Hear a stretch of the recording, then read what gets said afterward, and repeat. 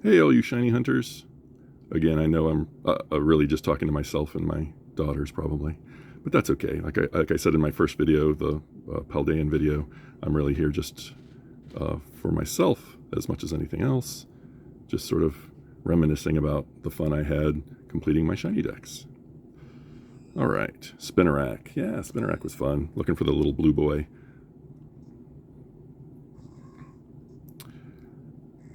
Yanma, I got a ton of those guys. I don't know why, but I just ran into, just by luck, ran into a bunch of Yanma in Kitakami. Shiny Yanma. I think I got like 4 of them.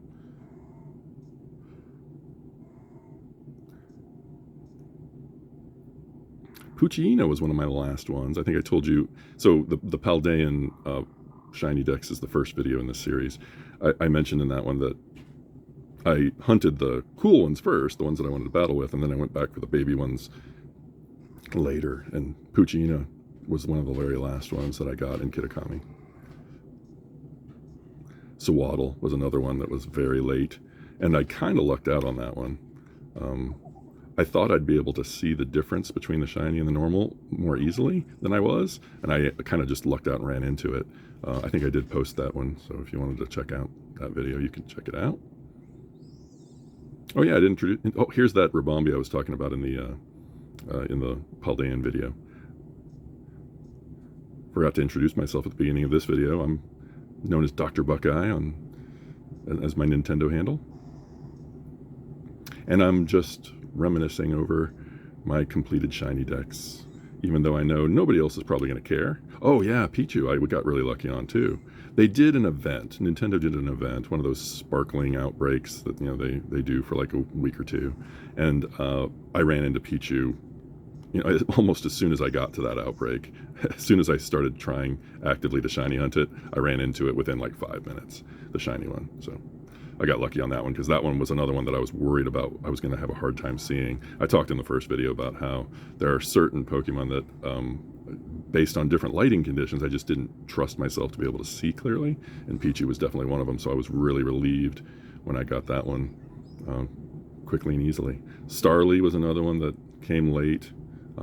And I was happy when I was able to get that one. I think I posted the video for that one. Oops, I didn't really show my Staravia. I mean, hey, we're here. We should take a look at these guys, right? We should show them off. Fomantis was another one that I thought I was going to have a hard time with, but then I ended up lucking out on and ended up finding more than one. Applin I had a hard time with. My daughter, oh man, she just had runs of incredible luck. One time she just decided she wanted shiny Applins. And so she just went to an outbreak. So she did have an outbreak going, and she did get it to the 3rd stage, but then she didn't even eat a sandwich. No, well, maybe, hold on, no, I think, oh no, it was the other way around. She ate a sandwich near where she knew there were Applins, but she didn't have an outbreak. And she doesn't have a shiny charm either. So basically, with the sandwich, normally you have a 1 in 4,000 chance. If you put a sandwich on top of that, then you're going to have a 1 in 1,000 chance, basically, of each encounter being shiny. And she got 4 within a half an hour because the sandwiches last a half an hour. She got 4 of them without even having the extra outbreak boost, without having a shiny charm, without having the extra outbreak boost. I've never gotten 4 shiny in the same sandwich. Never. So she's had some incredible luck when she shiny hunts. But like I said, I told you in the Paldea video that she is not nearly as into shiny hunting as I am. She only shiny hunts when she has a reason to do so. Little watermelon swinub. Piloswine was one of the first ones that I hunted back in the day because I knew it would be easy to spot once the shiny showed up, and then I was going to evolve it into a Mamoswine to battle with.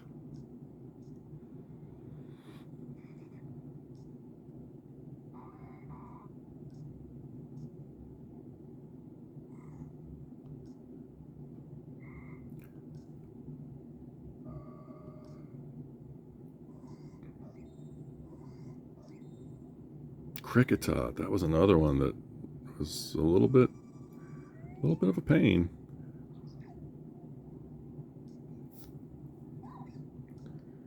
Riolu and Lucario, those are really easy to get.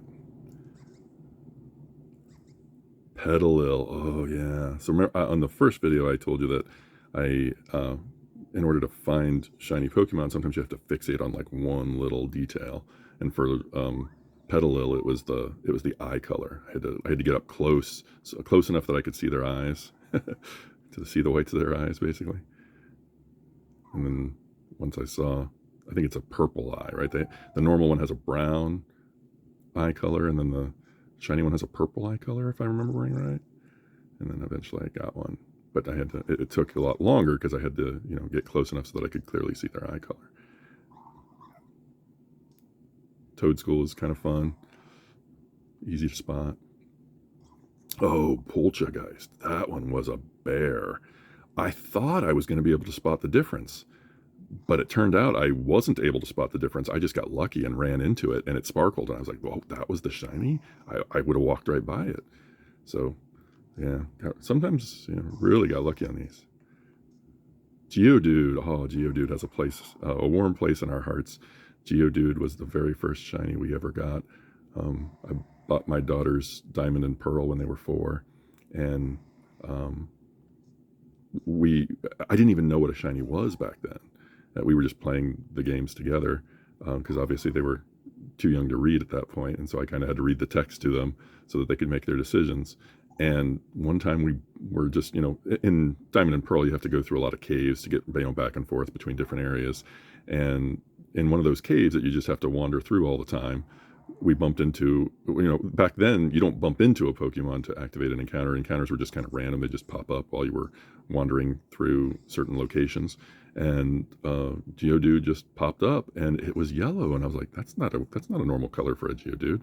And so we decided to catch it. And then it was after that we learned that there's this thing called shiny. That was our very first shiny ever, was Geodude.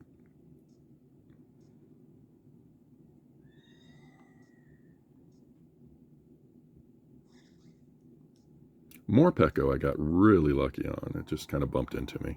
There are certain Pokemon, I talked in the Paldea video about Tandemaus and how I kind of devised a strategy and just sort of put my head down and did the work to get that one. But there were certain Pokemon that just showed up. So like, if you're doing a whole bunch of surprise trading, or just or standing around and doing stuff in your messing around in your boxes, your avatar in the game is just standing around, right? And because the shiny ones can't despawn on their own, it's kind of, sometimes you can just get lucky and a shiny one will show up while you're just sort of standing around looking at your phone, basically, in game, and it can't leave. So it's just stuck sitting there staring at you. And that happened to me a couple times where, I was doing other things in my boxes or doing surprise trades or whatever. And then I would come back into the game and there would just be a shiny guy just standing there staring at me. That happened with Wheezing. That's the one I can remember it happened with. And I know it happened more than once, though.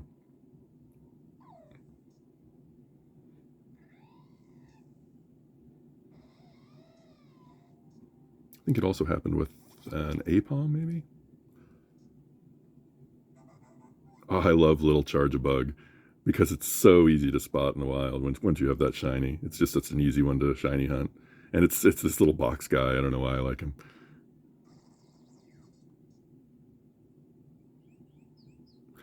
Oricorio, I was going after all the forms of Oricorio, and I've got the red one, I've got the ghost one, and I've got the psychic one. The only one I haven't gotten as a shiny encounter is the electric one. And now I know that you could, I could feed it something and then it would change types, and then I'd have that one too. But that's not the way I wanted to play it. So I just, one of these days, now that I've officially completed the shiny decks, I'll go back and try to get the yellow one, the electric Oricorio in game rather than just changing its type. Gligar was one of the very last ones I got, using my daughter's version of Scarlet.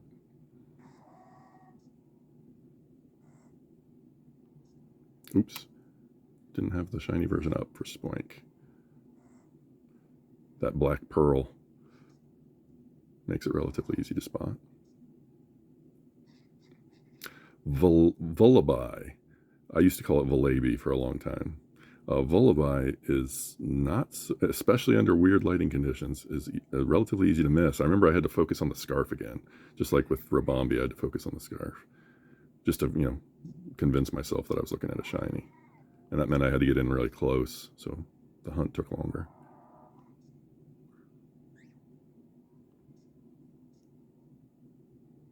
I remember hunting for Jangmo right after I got the Kitakami DLC. Bombardier, looking for the gray beak.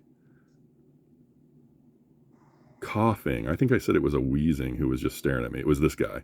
I was just, again, messing around with my boxes or something, and then came back to the game, and there was just this little blue coughing just staring at me, waiting for me to come back into the game.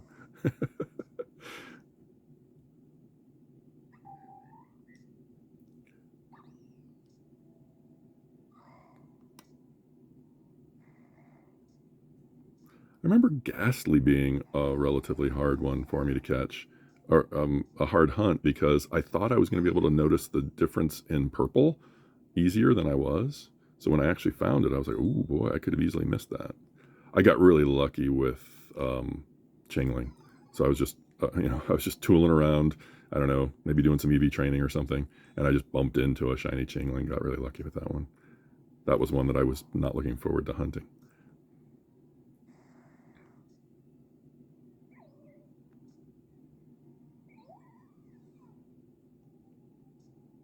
Litwick, that's a fun one.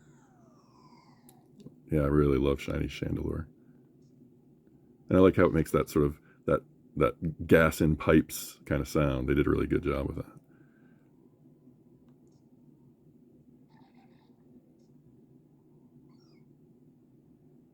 Cleffa was one that I had a little bit of trouble spotting. I mean, even though it's pretty obvious, right? The black turns to green. Still, at night, it was a little bit hard to spot. And you could only, if I remember right, that one was a nighttime only catch. So you had to search at night. It wouldn't show up during the day. I'm pretty sure. Could be wrong about that though. It's just that's my memory.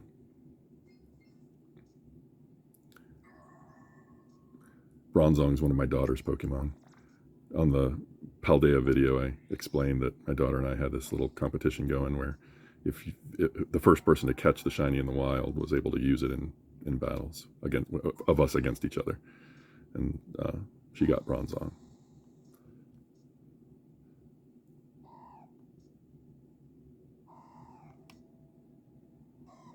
Gibble was one of the very first ones I spotted here in Kitakami. I was just running through. No, hold on, it wasn't Kitakami. It was. Oh no, it was in Paldea. It was one of the first ones that I spotted once I had access to Area 0. Oh, Carbink. I wanted a Carbink so bad, and there's just only this one place, in a mine. It's like a mine shaft. There's just this one little cave halfway down a mine shaft where these Carbink show up, and I spent so much time going after that Carbink. And then very recently, they made an event where you could find Carbink all over the place. So I was kind of kicking myself. I mean, I was really proud of myself when I finally got that Carbink. But then once they made it really easy to find for everybody else, I was kind of like, grumble, grumble.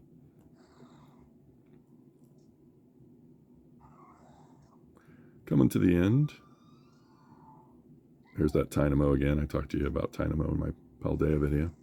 And Electric. Oh my goodness. Oh, I spent so much time going after Electric, thinking that I'd be able to spot it easily, and I told you in the Paldea video that I just luckily randomly ran into it one time. And once I ran into it, I was like, I would never have spotted that.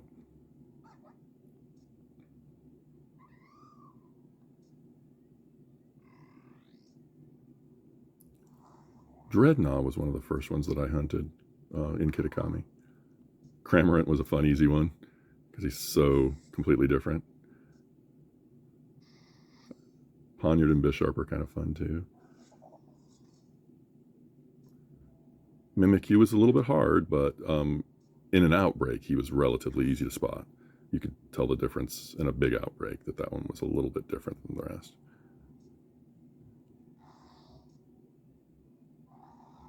Grimmsnarl was one of my favorites from Sun and Moon. Yeah, so Grimmsnarl was one of my favorite. Oh, Basculin was so difficult. So I talked about how Tandemaus was really hard to find, really hard to spot in the wild. Basculin was equally difficult to spot. The shiny, let me show you. The normal one looks like this, and the shiny one is just a slightly different shade of green. So yeah, it was really hard to spot, and I just had to use that trick that I described before, where I just keep running into Pokemon until my lead Pokemon signifies that I've found a shiny. These guys don't have shiny forms, so that's why there's nothing to show you here. And then we're back to Spinarak. Okay, so that's the end of my Kitakami shiny decks, and then there'll be one more video coming up soon. Bye.